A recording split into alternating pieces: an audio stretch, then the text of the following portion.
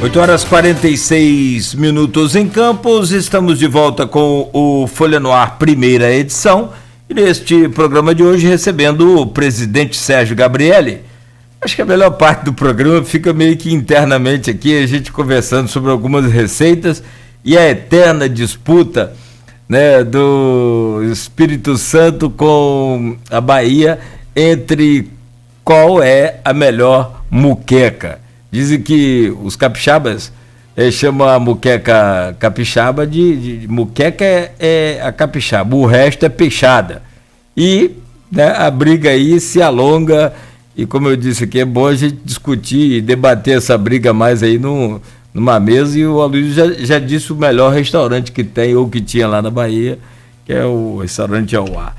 Bom, com essas delícias à parte aí, vamos voltar a realidade nossa aqui, que não está tão deliciosa assim.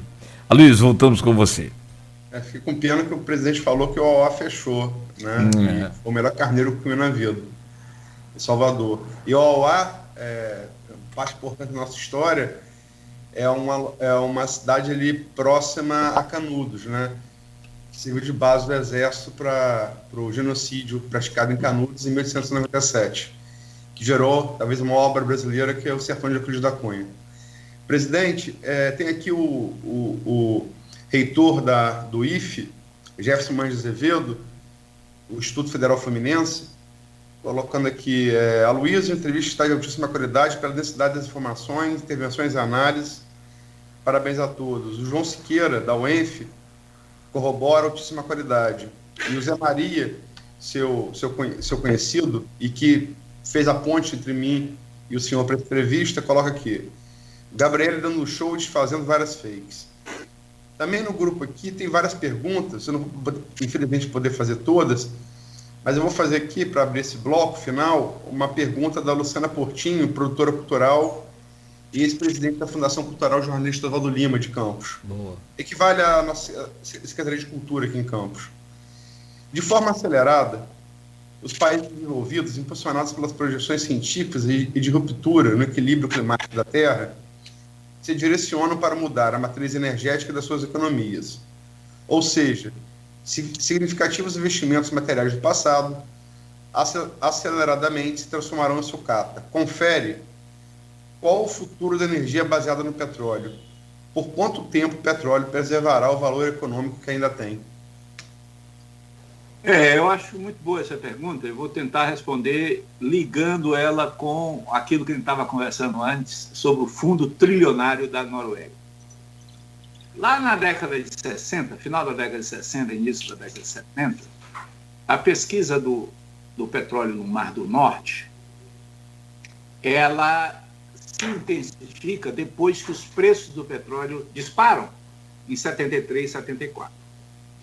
Qual era a lógica do investimento da exploração petrolífera no Mar do Norte, com ondas gigantescas, frio, correntes fortíssimas, etc. Por que procurar petróleo naquele lugar? Se você tinha ainda petróleo no Oriente Médio.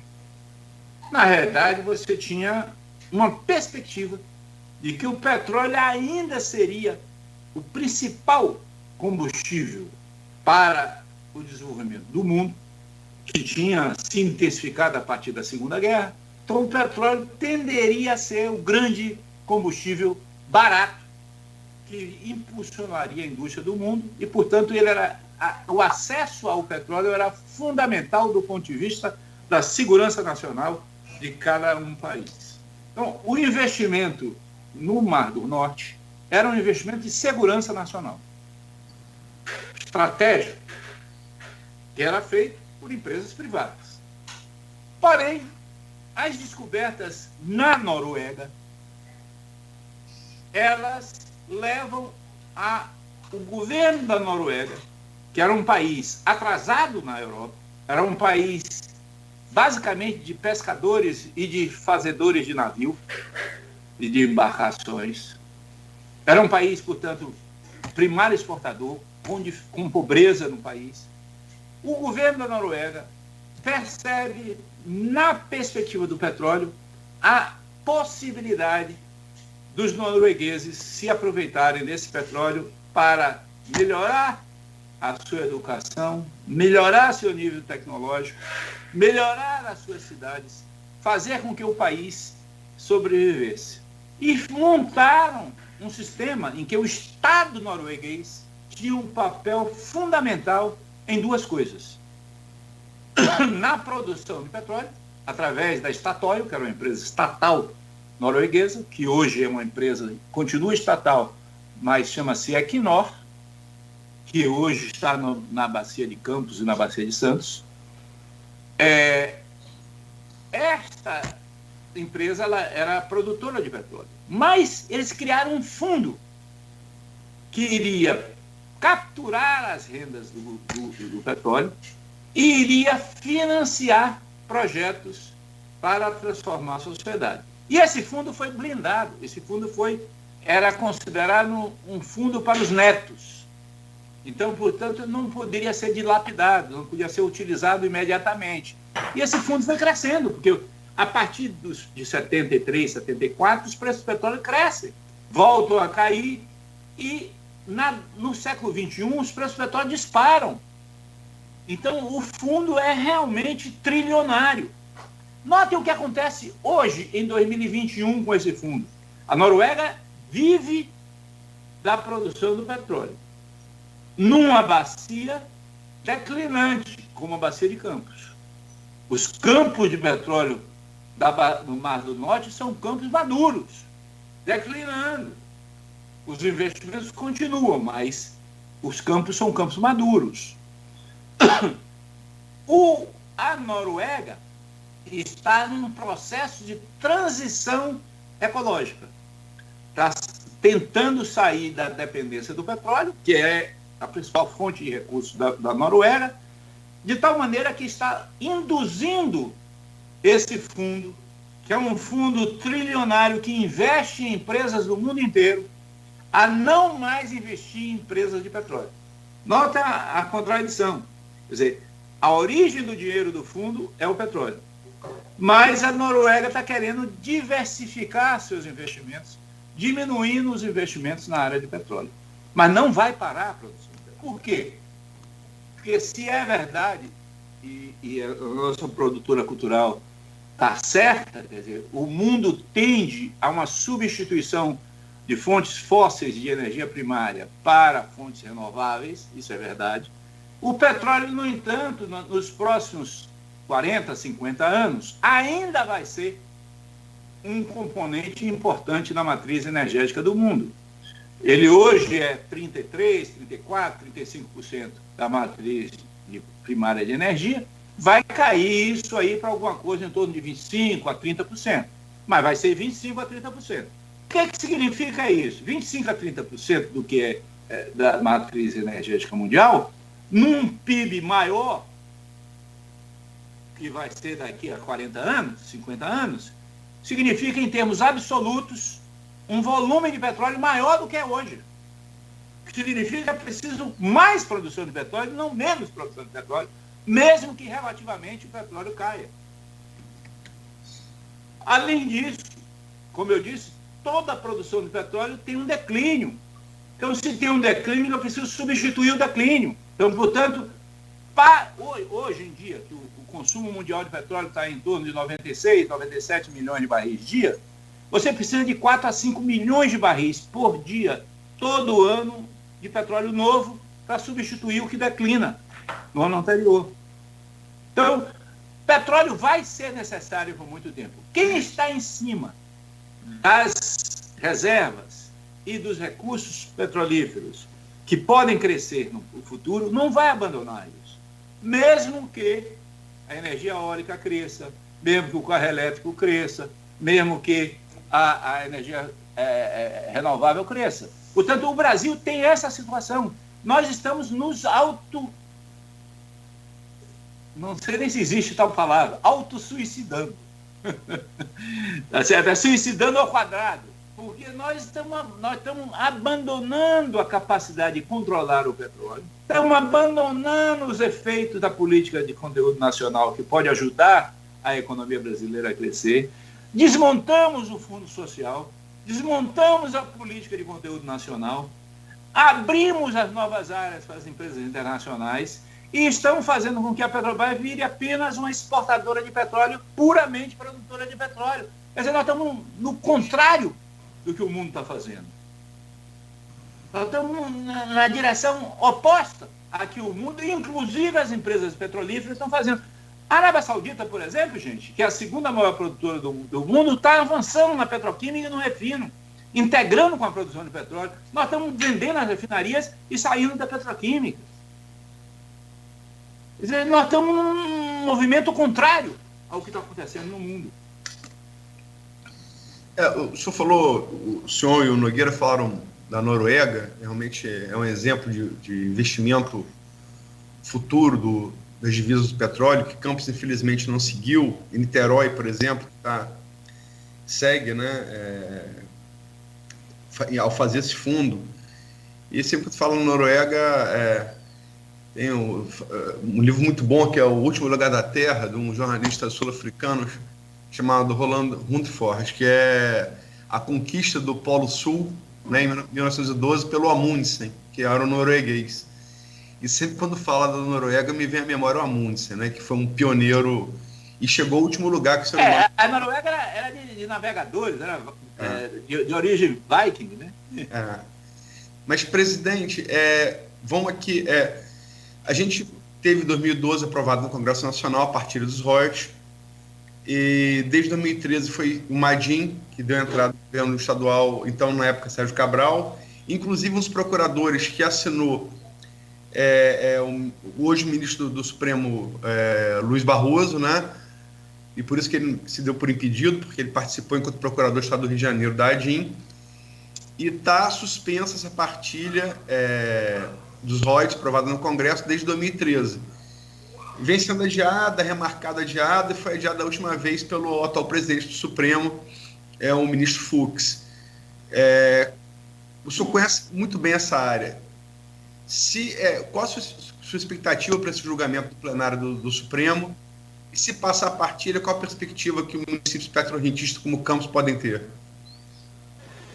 Olha, o que o Estado do Rio de Janeiro está pretendendo nessa ADIM é impedir uma redistribuição dos royalties e participações especiais entre os estados brasileiros. Eu, na época, me lembro que, conversando com o governo do Rio de Janeiro, eu disse, olha, nós não vamos nos meter nisso porque isso não compete à Petrobras. Agora, vocês vão ter aí 26 estados contra vocês. Porque o grau de concentração do royalties no Rio de Janeiro é muito grande. Portanto, os outros estados que estão com o olho no fundo social e no royalties do petróleo vão querer uma parcela maior. Então, a disputa entre os 26 estados contra o Rio de Janeiro ia unificar, independente da política, independente do partido político, ia unificar os diversos estados contra o Rio de Janeiro. Então, essa ADIM foi a única coisa que nós não conseguimos aprovar na mudança. Aliás, estou vendo aqui que eu não via, chegou uma mensagem aqui na minha tela que a Petrobras está anunciando aí uma nova descoberta do pré-sal hoje. Não sei qual é a nova descoberta do pré-sal que a Petrobras está anunciando. Não sei se é aí na Bacia de Campos ou na Bacia de Santos. Deve ser na Bacia de Santos. Desculpa, pode continuar. Então, o royalties, o que é que acontece? Quer dizer, ao judicializar, o Rio de Janeiro está querendo que o que era continue. Eu não sei se o STF vai aprovar isso, porque a pressão dos outros estados é muito grande. Quer dizer, uma solução de compromisso tem que ser pensada, uma negociação tem que ser pensada federativamente, porque é muito difícil sustentar a grande concentração dos royalties e participações especiais para o Rio de Janeiro, como estão nessa legislação atual. Se discute um acordo, o Rio também está junto com o Espírito Santo, tem a Bacia de Vitória também, tem a Bacia de Santos, né, em São Paulo, se discute que o acordo, logicamente, está uma inferioridade numérica, são os produtores do resto da União, um acordo em que a partida se daria só no pré-sal, em que o pós-sal ficaria como está. Eu só acho que essa é uma solução negociada viável? Não, depende dos termos. Eu não estou acompanhando a negociação desse termo. Mas o que tem que se pensar é que, evidentemente, que o pós-sal é o passado, tá certo? O pré-sal já é passado também, uma parte dele. O novo pré-sal, ele virá principalmente, provavelmente, na Bacia de Santos. Portanto, o efeito sobre o Rio de Janeiro será menor do que, mesmo que a Bacia de Santos também atinja o Rio de Janeiro. Deixa eu ver aqui a descoberta onde é que é. É na Bacia de Campos, hein? Bacia de Campos, né? CM 411. Bloco CM 411. Adquirido em setembro de 2017, 14ª rodada. É na Bacia de Campos. Nova descoberta aí, ó. Mas comemoramos a nova descoberta e tal, mas qual o futuro? Esse município petrorrentista que é Campos, que desde os ali do final... Olha, eu acho que voltar à arrecadação de 2012, 13 não vai voltar. Nunca mais. Nunca mais. Eu acho que primeiro não vai voltar porque os preços não vão chegar àquele nível e porque a distribuição dos royalties vai ser diferenciada. Então, portanto, é quase impossível voltar àqueles níveis de 2012, 2013. É quase impossível. Acabou o milho, acabou a pipoca, presidente? Acabou o milho, acabou a pipoca. Exatamente. Presidente, são 9h03. Nogueira, você quer fazer mais alguma pergunta, presidente? Não sei se de repente se encaixa uma sugestão do presidente. Campos, economicamente falando, está numa crise. A Folha da Manhã, o jornal Folha da Manhã, através do jornalista Luiz Abreu e toda a nossa equipe, foi feita uma série de painéis agora, presidente. Foram 11 painéis, né, Luiz, com 34 pessoas, inclusive professores de universidades, gestores públicos, políticos, enfim, empresários. O Teseu. O próprio Teseu, e aí o Sindicato dos Servidores, o Sindicato dos Médicos, enfim, para ouvir todos os lados possíveis, né, e encontrar uma solução para a crise econômica de Campos, que sempre, né, nos últimos 20 anos, recebeu aí pelo menos 25 bilhões de reais de royalties. E aí, né, como disse o Aloysio, o senhor confirmou, acabou o milho, acabou a pipoca. Então, o que a gente faz agora? Planta mais milho? Não, eu acho que toda vez que você tem uma situação da dominância da maldição do petróleo, você fica com um certo gosto ruim na boca sobre os tempos bons do passado, né? Mas se não houver uma diversificação das atividades, e aí eu acho que a utilização dos equipamentos e das infraestruturas existentes para diversificar a atividade econômica é um caminho. Acho que do ponto de vista da receita fiscal do município, tem que se pensar numa receita fiscal menor do que era no passado, portanto, o ajuste do orçamento vai ter que se pensar em alterações, digamos, de fontes e de atividades econômicas. A atividade de serviços deve crescer, deve-se tentar estimular a atividade de serviços, com isso o ISS deve crescer, tem que se repensar no IPTU, na lógica do IPTU, para compensar parte da arrecadação municipal, mas o que é mais importante é a atividade econômica privada. Quer dizer, é preciso estimular atividades não petroleiras crescentes na região que o petróleo está caindo. Quer dizer, eu mencionei aqui que a situação da bacia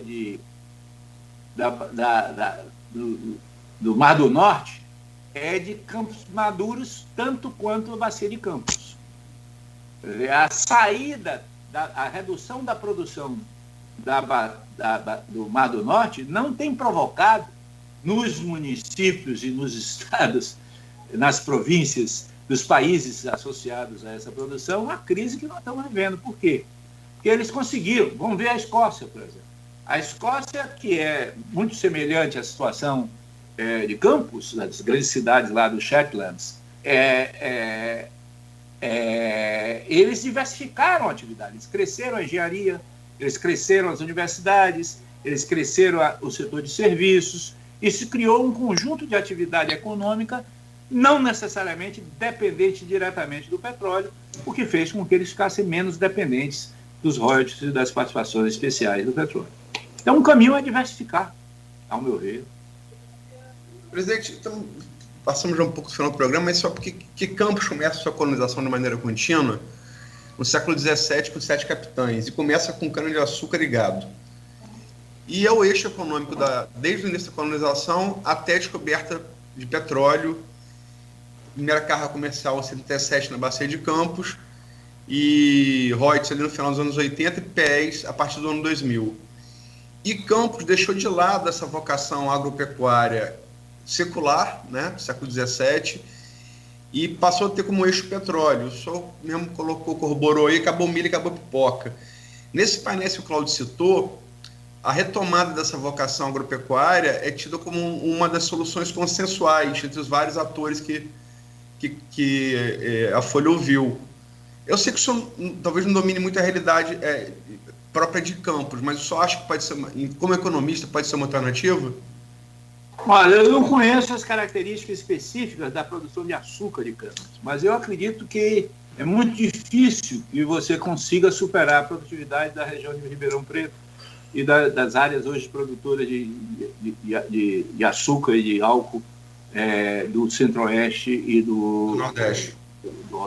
Não, o Nordeste não. O Nordeste está perdido. Sabe? O açúcar do Nordeste é nada, praticamente. Pernambuco ainda é forte. É Ribeirão Preto, Mato Grosso, é o Centro-Oeste. Né? Essa é a região maior produtora de açúcar.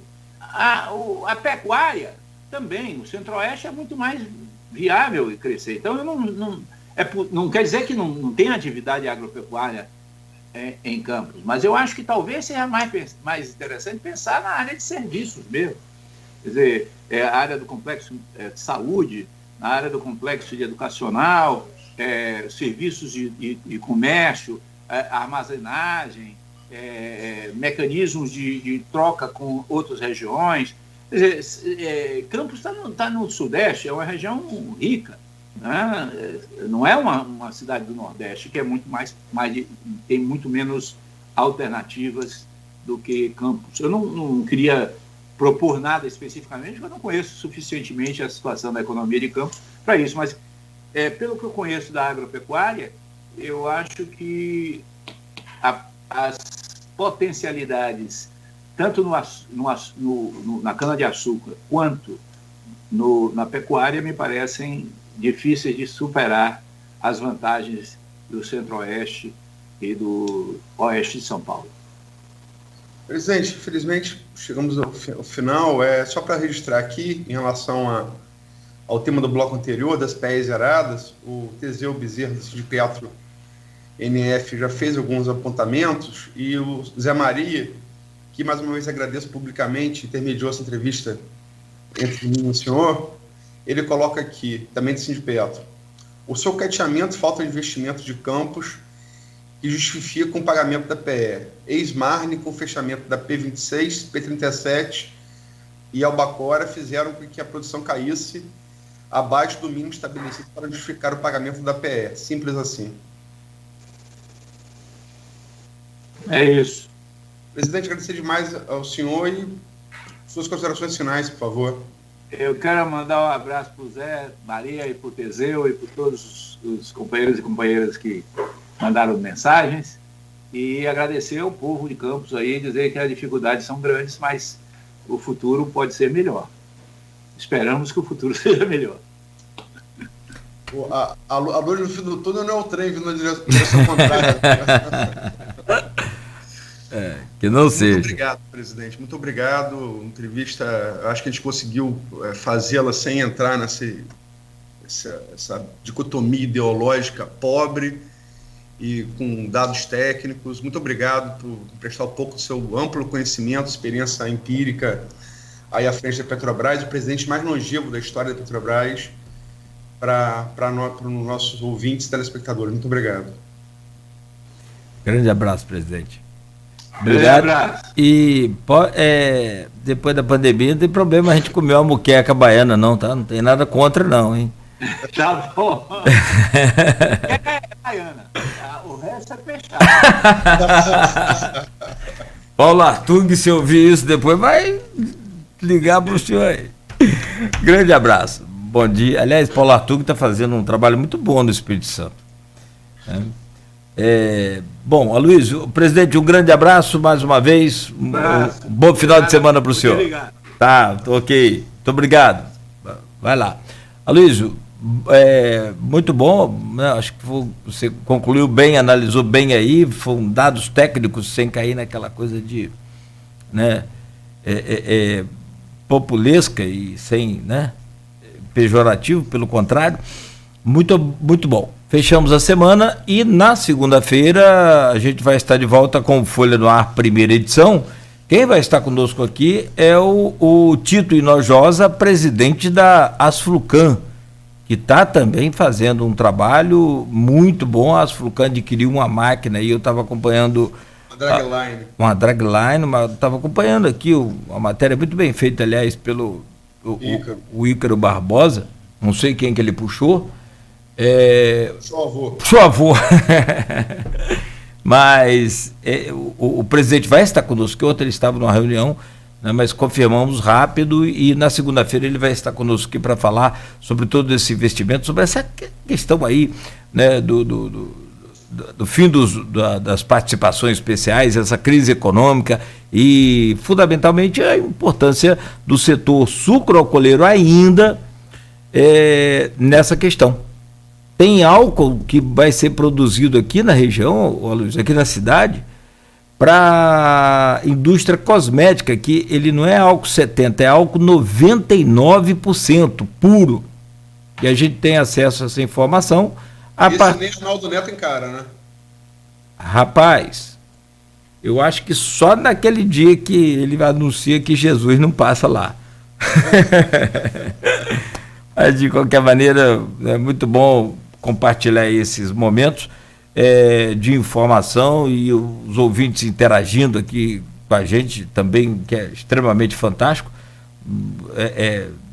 muito, muito bom, e a gente agradece a todos e a você, Luiz, um bom final de semana. Amanhã tem Jornal Folha da Manhã bem cedo nas bancas e na casa dos assinantes também. Obrigado, Nogueira, a entrevista foi muito boa com o presidente do Petrobras, ex-presidente, né? E respeitosamente, é uma praxe, a gente chama a pessoa pelo cargo mais alto que ocupou na vida pública, né? E ele foi o presidente mais longevo da Petrobras. Obrigado aí pela parceria nessa entrevista, agradecer de novo publicamente a Zé Maria, que intermediou, fez esse contato, do Sindipetro.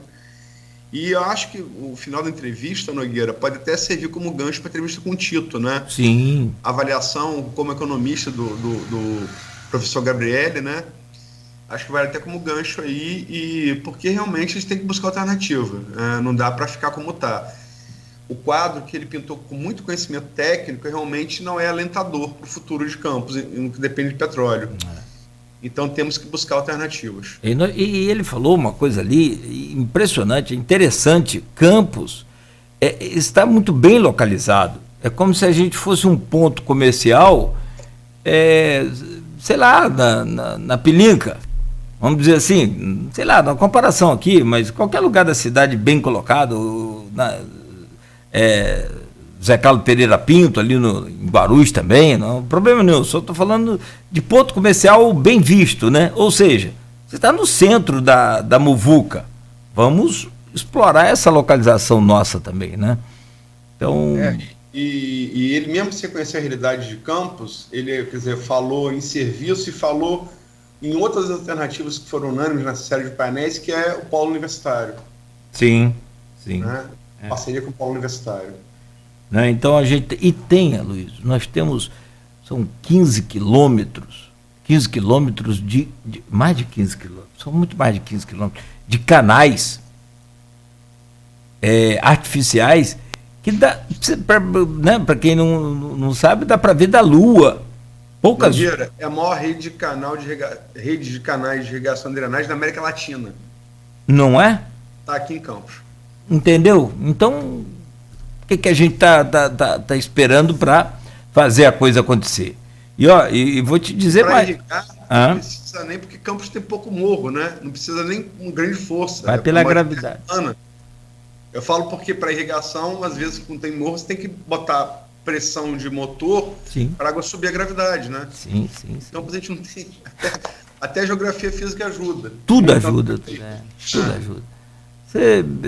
Precisamos juntar as forças, chamar o INEA para perto, quebrar um pouco a burocracia desse INEA. É muito burocrático, muito. E que a gente respeita. Acho que, acima de tudo, tem que se respeitar e cuidar do nosso meio ambiente, da natureza. Mas há o convívio saudável aí entre o ser humano e o meio ambiente. Que você tenha um bom final de semana. Bom final de semana. Vou lá na República da Tafona daqui a pouco. Pedir permissão no posto, como é que chama? Me fugiu o nome. Na barreira sanitária. Na barreira sanitária? Mas não acabou? Está suspenso, né? Mas tem que pedir autorização ao Arnaldo Neto para entrar na Tafona. Sim. Mas eu nem vou te mandar o exemplar desse álcool para você levar para ele, não. Tá bom. Fim de férias, isso não vai dar certo. Que você aproveite e lava. E peço desculpas aos ouvintes e telespectadores por não poder fazer todas as perguntas. No grupo também fiz algumas, mas não pude fazer todas. Peço desculpa e agradeço muito a colaboração de todos. Perfeito. Muito bem, são 9h18. Fechamos por aqui o Folha no Ar, primeira edição. Agradecemos a você, agradecemos também aos laboratórios Plínio Bacelar, a Clínica Proteus e Dedumas Baterias.